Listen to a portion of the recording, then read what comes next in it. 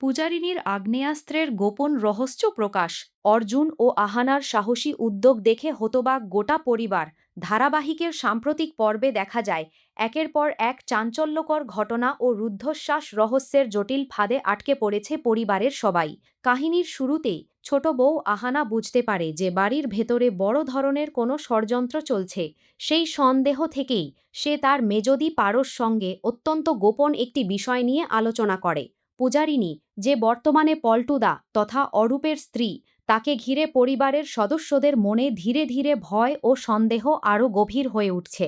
আহানা পারোকে বোঝানোর চেষ্টা করে যে পূজারিনী বাইরে থেকে যতই ভদ্র ও নিরীহ সাজার চেষ্টা করুক না কেন, তার ভেতরই লুকিয়ে আছে এক ভয়ঙ্কর সত্য।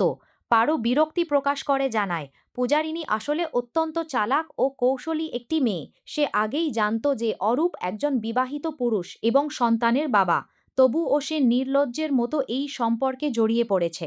পারোর মতে পূজারিনী এমন এক স্বার্থপর মানুষ যে নিজের সুবিধার জন্য মুহূর্তেই রূপ বদলাতে পারে। তবে আহানার মনে আরও বড় একটি আশঙ্কা কাজ করছে। সে জানায়, আজ রাতে পূজারিনী বাপের বাড়ি যাওয়ার অজুহাতে কোনো বিশেষ পরিকল্পনা বাস্তবায়নের চেষ্টা করবে। তাই সে পারোকে নির্দেশ দেয়, যদি অরূপ তাকে নিজের ঘরে ডাকে তাহলে যেন সে কোনো আপত্তি না করে এবং চুপচাপ সবকিছু লক্ষ্য করে। আহানার কথা শুনে পারো বিস্মিত হয়ে যায়, কারণ অরূপের সঙ্গে তার বিচ্ছেদ হয়ে গেছে। তাই একসঙ্গে সময় কাটানোর বিষয়টি তাকে অস্বস্তিতে ফেলে। কিন্তু আহানা তাকে আশ্বস্ত করে জানায়, আজকের রাতটি অত্যন্ত গুরুত্বপূর্ণ। পরিবারের ওপর বড় ধরনের বিপদ নেমে আসতে পারে এবং সেই বিপদের আসল রহস্য আজই সামনে আসবে। আহানার দৃঢ় ধারণা, পূজারিনী বহু অন্ধকার গোপন তথ্য নিজের মধ্যে লুকিয়ে রেখেছে। ঠিক সেই সময় সেখানে উপস্থিত হয় অরূপ। তার এলোমেলো চেহারা, কপালে ঘাম এবং ভীতসন্ত্রস্ত আচরণ দেখে স্পষ্ট বোঝা যায় যে সে মারাত্মক আতঙ্কে রয়েছে। যে অরূপ একসময় পারোকে অপমান করে বাড়ি থেকে বের করে দিয়েছিল এবং পূজারিনীর মোহে পড়ে তাকে বিয়ে করেছিল, আজ সেই অরূপই নিজের নিরাপত্তা নিয়ে শঙ্কিত। পারোকে একা পেয়ে সে অসহায় কণ্ঠে জানায় যে সে ভয়ঙ্কর এক সমস্যার মধ্যে আটকা পড়েছে। অরূপ স্বীকার করে পূজারিনীকে সে অন্ধবিশ্বাসে বিয়ে করেছিল, কিন্তু এখন সে নিশ্চিত পূজারিনী মোটেও সাধারণ কোনো নারী নয়। তার আচরণের আড়ালে লুকিয়ে রয়েছে এমন কিছু সত্য যা প্রকাশ পেলে পুরো পরিবার স্তম্ভিত হয়ে যাবে। অরূপ আতঙ্কিত কণ্ঠে জানায়, পূজারিনী যে কোনো সময় তার জীবন শেষ করে দিতে পারে। নিজের ভুলের কথা স্বীকার করে সে পারোর কাছে ক্ষমা প্রার্থনা করে এবং বলে যে অতীতে সে পারোর প্রতি চরম অবিচার করেছে। কান্না জড়িয়ে দলায় অরূপ অনুরোধ জানায়, অন্তত আজ রাতের জন্য যেন পারো তার ঘরে এসে থাকে, কারণ পূজারিনী বাপের বাড়ি যাওয়ার কথা বলেছে আর সে একা থাকলে বড় কোনো বিপদের মুখে পড়তে পারে। প্রথম দিকে পারো এই প্রস্তাব একেবারেই মেনে নিতে পারে না। তার আত্মমর্যাদা তাকে বাধা দেয়।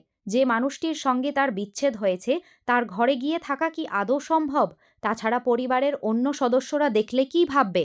কিন্তু অরূপের অসহায় আবেদন ও বারবার সাহায্যের আকুতি শেষ পর্যন্ত পারোর মন গলিয়ে দেয়। অবশেষে সে রাজি হয়ে যায় রাতের জন্য অরূপের পাশে থাকার। ধারাবাহিকের গল্পে এটি একটি গুরুত্বপূর্ণ মোড়, কারণ এখানে দেখা যায় একসময়ের অহংকারী স্বামী আজ নিজের নিরাপত্তার জন্য প্রাক্তন স্ত্রীর কাছেই আশ্রয় চাইছে।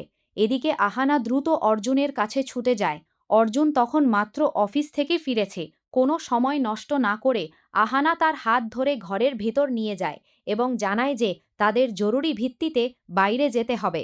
প্রথমে অর্জুন বিষয়টিকে মজা হিসেবেই নেয় এবং আহানার সঙ্গে হাসি ঠাট্টা শুরু করে। তার ধারণা ছিল হয়তো কোথাও বেড়াতে যাওয়ার পরিকল্পনা রয়েছে, কিন্তু আহানার মুখের উদ্বেগ ও গম্ভীরতা দেখে অর্জুন বুঝতে পারে যে পরিস্থিতি স্বাভাবিক নয়। আহানা সরাসরি বলে বসে, তাদের এখনই থানায় যেতে হবে। পুলিশের কথা শুনে অর্জুন বিস্মিত হয়ে যায়। সন্ধ্যার সময় হঠাৎ থানায় যাওয়ার কারণ সে কিছুতেই বুঝে উঠতে পারে না। সে বারবার জানতে চায় কী এমন ঘটনা ঘটেছে যার জন্য পুলিশের সাহায্য দরকার। কিন্তু আহানা প্রথমে বিস্তারিত কিছু বলতে চায় না, শুধু জানায় বাড়ির ভেতরে বড় ধরনের বিপদের আশঙ্কা তৈরি হয়েছে এবং আজ রাতেই ভয়ঙ্কর কিছু ঘটতে পারে। অর্জুনও নাছোড়বান্দা হয়ে যায়। আসল ঘটনা না জেনে সে কোথাও যাবে না বলে জানিয়ে দেয়। তখন বাধ্য হয়ে আহানা পূজারিনী সম্পর্কে তার জানা তথ্যগুলো প্রকাশ করতে শুরু করে। আহানার দাবি, পূজারিনী কোনো বিশেষ ও রহস্যময় উদ্দেশ্য নিয়ে এই পরিবারে প্রবেশ করেছে। বিয়ের পরও সে পল্টুদার সঙ্গে স্বাভাবিক দাম্পত্য সম্পর্ক রাখতে অস্বীকার করেছে এবং কঠোর কিছু শর্ত আরোপ করেছে। শুধু তাই নয়, রিসেপশনের দিন অভি যাকে সে নিজের মা হিসেবে পরিচয় করিয়েছিল, সেই নারীও প্রকৃতপক্ষে তার আসল মা ছিলেন না। এরপর আসে সবচেয়ে বিস্ফোরক তথ্য। আহানা জানায়, আগের রাতে সে লুকিয়ে পল্টুদার ঘরের বাইরে দাঁড়িয়ে তাদের কথোপকথন শুনছিল। তখন ভেতরে পূজারিনী ও পল্টুদার মধ্যে প্রচণ্ড তর্ক চলছিল। হঠাৎ করেই পূজারিনী তার ব্যাগ থেকে একটি আসল আগ্নেয়াস্ত্র বের করে পল্টুদার দিকে তাক করে ধরে। এই কথা শুনে অর্জুন সম্পূর্ণ হতবাক হয়ে যায়। সে বিশ্বাসই করতে পারে না যে তাদের বাড়ির এক বউয়ের কাছে এমন মারাত্মক অস্ত্র থাকতে পারে। আহানা আরও বলে, বন্দুক দেখে পল্টুদা ভয়ে প্রায় কাঁপতে শুরু করেছিলেন। তখন অর্জুনের মনে পড়ে যায়, সকালে সত্যিই পল্টুদাকে অস্বাভাবিকভাবে আতঙ্কিত দেখাচ্ছিল। আহানা সন্দেহ করে যে পূজারিনী হয়তো কোনো গোপন অপরাধ চক্রের সদস্য কিংবা বড় ধরনের অপরাধমূলক কর্মকাণ্ডের সঙ্গে জড়িত। আজ রাতে সে কোথায় যাচ্ছে, কার সঙ্গে দেখা করবে এবং তার প্রকৃত উদ্দেশ্য কী, এসব জানার জন্য পুলিশের গোপন নজরদারি অত্যন্ত প্রয়োজন বলে মনে করে আহানা। তার আশঙ্কা, সময়মতো ব্যবস্থা না নিলে পূজারিনী এমন কোনো ভয়াবহ পদক্ষেপ নিতে পারে যা পুরো পরিবারের জন্য মারাত্মক বিপদ ডেকে আনবে। এসব কথা শুনে অর্জুন প্রথমে প্রচণ্ড ভয় পেয়ে যায়। তবে পরিস্থিতির গুরুত্ব বুঝে সে দ্রুত সিদ্ধান্ত নেয় যে সত্য উদ্ঘাটনের জন্য আহানার সঙ্গে তাকে এগিয়ে যেতেই হবে। নিচের অংশটিও কিছু শব্দ ও বাক্য পরিবর্তন করে নতুনভাবে লিখলাম। ভয় পেলেও পরিবারের নিরাপত্তার কথা মাথায় রেখে অর্জুন একজন প্রকৃত যোদ্ধার মতো দৃঢ় কণ্ঠে জানায় নিজের পরিবারকে রক্ষা করার জন্য প্রয়োজন হলে সে যে কোনো ত্যাগ স্বীকার করতে প্রস্তুত। এরপর দেখা যায় আহানা ও অর্জুন দ্রুত পুলিশ স্টেশনের উদ্দেশ্যে রওনা দেয়। সেখানে পৌঁছে তারা ডিউটিতে থাকা এক কঠোর স্বভাবের ইন্সপেক্টরের মুখোমুখি হয়। তিনি কোনোভাবেই তাদের অরোরা স্যারের সঙ্গে দেখা করতে দিতে রাজি হন না।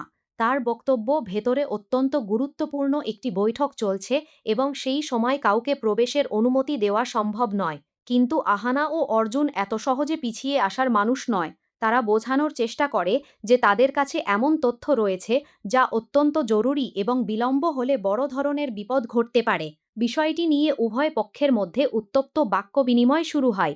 ঠিক সেই সময় বাইরে থেকে শোরগোল শুনে অরোরা স্যার নিজেই কক্ষ থেকে বেরিয়ে আসেন। তিনি সঙ্গে সঙ্গেই আহানাকে চিনতে পারেন, কারণ এর আগেও আহানা এই রহস্যজনক বিষয় নিয়ে তার সঙ্গে আলোচনা করতে এসেছিল। পরিস্থিতির গুরুত্ব উপলব্ধি করে অরোরা স্যার অন্য পুলিশ কর্মকর্তাদের ঘর থেকে বাইরে পাঠিয়ে দেন। এরপর সম্পূর্ণ গোপনীয়তা বজায় রেখে আহানা ও অর্জুনকে নিজের অফিসে ডেকে নেন। ভেতরে বসার পর তিনি আহানাকে জিজ্ঞাসা করেন নতুন কোনো তথ্য তার কাছে এসেছে কিনা। আহানা আত্মবিশ্বাসের সঙ্গে উত্তর দেয়, স্যার, আমি ওই মহিলার ওপর দীর্ঘ ধরে নজর রাখছি। আমার পর্যবেক্ষণ অনুযায়ী আজ এমন একটি তথ্য আপনার হাতে আসতে চলেছে যা পুরো তদন্তের মোড় ঘুরিয়ে দিতে পারে। অরোরা স্যার বিষয়টি বিস্তারিতভাবে ব্যাখ্যা করতে বললে আহানা অবশেষে সেই বিস্ময়কর তথ্য প্রকাশ করে। সে জানায়, স্যার, পূজারিনী নামেরও ওই নারী সবসময় নিজের কাছে একটি আসল আগ্নেয়াস্ত্র বহন করে। এই কথা শোনার সঙ্গে সঙ্গেই অরোরা স্যার বিস্ময়ে হতবাক হয়ে যান। একজন অভিজ্ঞ পুলিশ কর্মকর্তার কাছেও বিষয়টি অবিশ্বাস্য মনে হয়, কারণ একটি সাধারণ পরিবারের গৃহবধূর কাছে অবৈধ অস্ত্র থাকার খবর মোটেও স্বাভাবিক নয়। এখন প্রশ্ন হল, এই তথ্য পাওয়ার পর পুলিশ কী পদক্ষেপ গ্রহণ করবে? পূজারিনীর প্রকৃত পরিচয় কি শেষ পর্যন্ত প্রকাশ পাবে, নাকি সে তার বহুদিনের গোপন পরিকল্পনা সফল করতে সক্ষম হবে? এই সমস্ত রহস্যের উত্তর জানতে দর্শকদের অপেক্ষা করতে হবে পরবর্তী পর্ব পর্যন্ত, যেখানে ঘটনার মোড় আরও নাটকীয় ও চমকপ্রদ হয়ে উঠতে চলেছে। কারণ একদিকে অরূপ নিজের অতীতের ভুলের জন্য অনুতপ্ত, অন্যদিকে পুরো পরিবারকে ঘিরে আরও ঘনীভূত হচ্ছে এক অজানা বিপদের ছায়া। রাত যত গভীর হতে থাকে, বাড়ির পরিবেশ ততই অস্বাভাবিক হয়ে ওঠে। সবাই যার যার ঘরে চলে গেলেও আহানা, অর্জুন এবং পারোর চোখে ঘুমের কোনো চিহ্ন নেই। তারা অপেক্ষা করতে থাকে কখন পূজারিনী বাড়ি থেকে বের হবে। এদিকে নিজের ঘরে বসে অরূপ বারবার ঘড়ির দিকে তাকাচ্ছিল। তার মনে হচ্ছিল আজকের রাতেই হয়তো এমন কিছু ঘটতে চলেছে যা তার জীবন সম্পূর্ণ বদলে দেবে। পারোও চুপচাপ সবকিছু পর্যবেক্ষণ করছিল। দীর্ঘদিন পর অরূপকে এতটা অসহায় অবস্থায় দেখে তার মনেও এক অদ্ভুত অনুভূতির জন্ম হয়। ঠিক রাত 11:30টার দিকে বাড়ির প্রধান ফটকের কাছে একটা গাড়ি এসে থামে। জানালার ফাঁক দিয়ে আহানা দেখতে পায় কালো রঙের একটি গাড়ি বাড়ির বাইরে অপেক্ষা করছে। কয়েক মিনিট পর পূজারিনী নিঃশব্দে নিজের ঘর থেকে বেরিয়ে আসে। কিন্তু এবার তার চেহারা সম্পূর্ণ আলাদা। সাধারণ শাড়ির বদলে সে গাঢ় রঙের পোশাক পরে রয়েছে। মুখের একাংশ ওড়নায় ঢাকা, যেন কাউকে এড়িয়ে চলার চেষ্টা করছে। আহানা দ্রুত অর্জুনকে খবর দেয়। অন্যদিকে আগে থেকেই সতর্ক অবস্থায় থাকা পুলিশও গোপনে এলাকায় অবস্থান করছিল। অরোরা স্যারের নির্দেশে কয়েকজন অফিসার সিভিল ড্রেসে পূজারিনীর গাড়িকে অনুসরণ করতে শুরু করে। গাড়িটি শহরের ব্যস্ত রাস্তা ছেড়ে ধীরে ধীরে একটি নির্জন শিল্পাঞ্চলের দিকে এগিয়ে যায়। জায়গাটি বহু বছর ধরে পরিত্যক্ত পড়ে আছে। রাতের অন্ধকারে এলাকাটি আরও ভয়ঙ্কর দেখাচ্ছিল। পূজারিনী একটি পুরনো গুদাম ঘরের সামনে গাড়ি থামায়। এরপর চারপাশে ভালোভাবে তাকিয়ে ভেতরে প্রবেশ করে। পুলিশ ও অর্জুনরা নিরাপদ দূরত্বে থেকে সবকিছু নজরে রাখছিল। গুদামের ভেতরে ঢুকেই পূজারিনী এমন একজনের সঙ্গে দেখা করে যাকে দেখে সবার চোখ কপালে উঠে যায়। লোকটি আর কেউ নয়, বহু বছর আগে নিখোঁজ হয়ে যাওয়া ব্যবসায়ী রঞ্জিত সেন। পুরো শহর বিশ্বাস করত যে রঞ্জিত সেন মারা গেছেন, কিন্তু তিনি জীবিত এবং গোপনে এই গুদামঘর থেকেই কোনো বড় পরিকল্পনা পরিচালনা করছেন। পুলিশ গোপনে তাদের কথোপকথন রেকর্ড করতে শুরু করে। কথার এক পর্যায়ে রঞ্জিত সেন বলেন, আর মাত্র কয়েক ঘন্টা, তারপর সব সম্পত্তি আমাদের নিয়ন্ত্রণে চলে আসবে। এই কথা শুনে অরোরা স্যার বুঝতে পারেন বিষয়টি শুধু একটি পারিবারিক ষড়যন্ত্র নয়, এর পেছনে রয়েছে আরও বড় কোনো রহস্য। কিন্তু ঠিক তখনই ঘটে যায় ভয়ঙ্কর ঘটনা। গুদামের এক কোণে লুকিয়ে থাকা একজন লোক হঠাৎ পুলিশের উপস্থিতি টের পেয়ে যায়। মুহূর্তের মধ্যে পুরো এলাকায় বিপদ সংকেত ছড়িয়ে পড়ে। পূজারিনী দ্রুত ঘুরে দাঁড়ায়। তার চোখে মুখে ফুটে ওঠে তীব্র ক্রোধ। এরপর সে নিজের ব্যাগ থেকে আবারও সেই রহস্যময় বন্দুকটি বের করে। বন্দুকের নল সোজা তাক করা হয় অরোরা স্যারের দিকে। অন্ধকার গুদাম ঘরের মধ্যে ভেসে আসে পূজারিনীর ঠান্ডা কণ্ঠ। অনেক দূর পর্যন্ত চলে এসেছেন আপনারা, কিন্তু আজ এখান থেকেই কেউ জীবিত ফিরতে পারবে না। পূজারিনীর এই হুমকি শুনে সবাই স্তব্ধ হয়ে যায়। তাহলে কি সত্যিই পুলিশের অভিযান ব্যর্থ হতে চলেছে, নাকি শেষ মুহূর্তে আহানা ও অর্জুন কোনো নতুন উপায়ে সবাইকে বাঁচাতে পারে। কিন্তু ডিউটিরত ইন্সপেক্টর তাদের কোনো কথাই গুরুত্ব দিতে চান না। তিনি বারবার বলেন যে অরোরা স্যার বর্তমানে উচ্চ পর্যায়ের একটি বৈঠকে ব্যস্ত আছেন এবং এই মুহূর্তে কারো সঙ্গে দেখা করা সম্ভব নয়। আহানা তখন দৃঢ় কণ্ঠে জানায়, স্যার, যদি আজ আমাদের কথা না শোনেন তাহলে হয়তো আগামীকাল অনেক দেরি হয়ে যাবে। তাদের কথোপকথন ক্রমশ উত্তপ্ত হয়ে উঠতে থাকে। ঠিক তখনই বাইরে থেকে আওয়াজ শুনে অরোরা স্যার নিজেই কক্ষ থেকে বেরিয়ে আসেন। আহানাকে দেখে তিনি অবাক হয়ে জিজ্ঞাসা করেন, আবার কোনো নতুন তথ্য পেয়েছ? আহানা সম্মান বজায় রেখে জানায় যে বিষয়টি অত্যন্ত গোপনীয় এবং জরুরি। অরোরা স্যার পরিস্থিতির গুরুত্ব বুঝতে পেরে তাদের নিজের কক্ষে ডেকে নেন। দরজা বন্ধ করে তিনি বিস্তারিত সব কথা শুনতে শুরু করেন। আহানা একে একে পূজারিনীর সমস্ত সন্দেহজনক কর্মকাণ্ডের কথা তুলে ধরে। বন্দুকের ঘটনা শোনার পর অরোরা স্যারের মুখের ভাব মুহূর্তেই বদলে যায়। তিনি বুঝতে পারেন বিষয়টি সাধারণ পারিবারিক ঝামেলা নয়। অরোরা স্যার সঙ্গে সঙ্গে একটি বিশেষ টিমকে সতর্ক অবস্থায় থাকার নির্দেশ দেন। তিনি সিদ্ধান্ত নেন সেদিন রাতেই পূজারিনীর ওপর গোপনে নজরদারি চালানো হবে। এদিকে বাড়িতে ফিরে পূজারিনী যেন আগের চেয়েও বেশি স্বাভাবিক আচরণ করতে শুরু করে। পরিবারের সবার সঙ্গে হাসি মুখে কথা বলে, রান্নাঘরে গিয়ে সাহায্য করে, এমনকি পারোর খোঁজও নেয়। তার এই আচরণ দেখে বাড়ির অনেকেই মনে করতে শুরু করে যে হয়তো আহানার সন্দেহ ভুল। কিন্তু আহানা জানত পূজারিনীর এই অস্বাভাবিক ভদ্রতা কোনো না কোনো বড় পরিকল্পনারই অংশ। রাত বাড়ার সঙ্গে সঙ্গে বাড়ির পরিবেশও অদ্ভুত হয়ে ওঠে। ঘড়িতে যখন 10:30 বাজে, তখন পূজারিনী নিজের ঘরে ঢুকে দরজা বন্ধ করে দেয়। কিছুক্ষণ পর সে একটি ছোট ব্যাগ হাতে নিয়ে বেরিয়ে আসে। সে সবাইকে জানায় যে তার মায়ের শরীর হঠাৎ খারাপ হয়েছে, তাই তাকে বাপের বাড়ি যেতে হবে। কথাগুলো বলার সময় তার মুখে উদ্বেগের ছাপ থাকলেও আহানার চোখ এড়ায় না যে পূজারিনীর দৃষ্টিতে যেন অন্য কোনো রহস্য লুকিয়ে রয়েছে। পূজারিনী বাড়ি থেকে বের হওয়ার কয়েক মিনিট পরই একটি কালো গাড়ি এসে তাকে তুলে নিয়ে যায় হয়। দূর থেকে পুলিশের গোপন টিম সেই গাড়িকে অনুসরণ করতে শুরু করে। প্রথমে গাড়িটি শহরের ব্যস্ত রাস্তা দিয়ে এগোতে থাকে, কিন্তু কিছুক্ষণ পর হঠাৎ করেই পথ পরিবর্তন করে একটি নির্জন এলাকার দিকে চলে যায়। বিষয়টি দেখে অরোরা স্যারের সন্দেহ আরও বেড়ে যায়। অবশেষে গাড়িটি একটি পুরনো পরিত্যক্ত কারখানার সামনে গিয়ে থামে। পূজারিনী চারপাশ ভালোভাবে পর্যবেক্ষণ করে ভেতরে প্রবেশ করে। পুলিশ দূর থেকে সবকিছু নজরে রাখছিল, কিন্তু তারা যখন আরও কাছে যাওয়ার প্রস্তুতি নিচ্ছে, ঠিক তখনই কারখানার ভেতর থেকে ভেসে আসে কয়েকজন অচেনা মানুষের কণ্ঠস্বর। আর সেই কণ্ঠস্বরের মধ্যে একটি কথা শুনে অরোরা স্যার এবং আহানার বুক কেঁপে ওঠে। আজ রাতেই কাজ শেষ করতে হবে। কাল সকাল হওয়ার আগেই সেন পরিবারের সব সম্পত্তির মালিকানা বদলে যাবে। কথাটি শুনে সবাই বুঝতে পারে পূজারিনী শুধু একজন রহস্যময় নারী নয়, সে আরও বড় কোনো চক্রান্তের অংশ। কিন্তু এরপর কারখানার অন্ধকার থেকে যে ব্যক্তি পুরো শহর এতদিন বিশ্বাস করে এসেছে যে রঞ্জিত সেন বহু বছর আগেই মারা গেছেন, কিন্তু আজ সেই মানুষটিকে নিজের চোখের সামনে জীবিত দেখে অরোরা স্যার, আহানা এবং অর্জুন সবাই হতবাক হয়ে যায়। গুদামের ভেতরে একটি বড় টেবিল ঘিরে কয়েকজন অচেনা ব্যক্তি বসেছিল। তাদের সামনে ছড়িয়ে ছিল বিভিন্ন নথিপত্র, ল্যাপটপ এবং কিছু রহস্যময় ফাইল। পূজারিনী সরাসরি গিয়ে রঞ্জিত সেনের পাশে বসে পড়ে। রঞ্জিত সেন গম্ভীর কণ্ঠে বলে ওঠে, সব প্রস্তুতি সম্পন্ন হয়েছে তো? আজকের পর আর কোনো ভুলের সুযোগ নেই। পূজারিনী আত্মবিশ্বাসের সঙ্গে জবাব দেয়, চিন্তার কোনো কারণ নেই। সেন পরিবারের ভেতরে আমি যা তথ্য চেয়েছিলাম সব সংগ্রহ করে ফেলেছি, এখন শুধু শেষ ধাপটা বাকি। এই কথা শুনে আহানার বুক কেঁপে ওঠে। তাহলে কি এতদিন পূজারিনী শুধুমাত্র তথ্য সংগ্রহ করার জন্যই এই পরিবারে প্রবেশ করেছিল? এদিকে অরোরা স্যার তার টিমকে আরও সতর্ক হতে নির্দেশ দেন। তারা গোপনে পুরো কথোপকথন রেকর্ড করতে শুরু করে। হঠাৎ রঞ্জিত সেন টেবিলের ওপর একটি পুরনো নকশা খুলে রাখে। নকশাটি দেখে উপস্থিত সবাই বিস্মিত হয়ে যায়। সেটি ছিল সেন পরিবারের পূর্বপুরুষদের বিশাল জমিদার বাড়ির গোপন মানচিত্র। রঞ্জিত নিচু স্বরে বলে, যে জিনিসটার জন্য আমরা এত বছর অপেক্ষা করেছি সেটা ওই বাড়ির ভেতরেই লুকিয়ে আছে। পূজারিনী প্রশ্ন করে, কিন্তু গুপ্তকক্ষের প্রবেশপথ এখনও নিশ্চিতভাবে খুঁজে পাওয়া যায়নি। রঞ্জিত হেসে উত্তর দেয়, সেটার ব্যবস্থাও হয়ে গেছে। আগামীকাল রাতের মধ্যেই আমরা সেই গুপ্ত কক্ষে পৌঁছে যাব।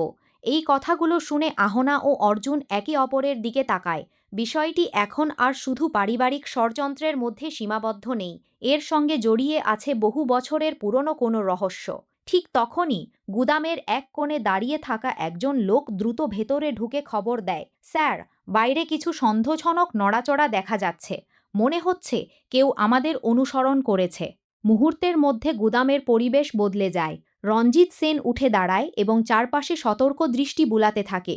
পূজারিনীও সঙ্গে সঙ্গে নিজের ব্যাগ খুলে আগ্নেয়াস্ত্র বের করে হাতে নেয়।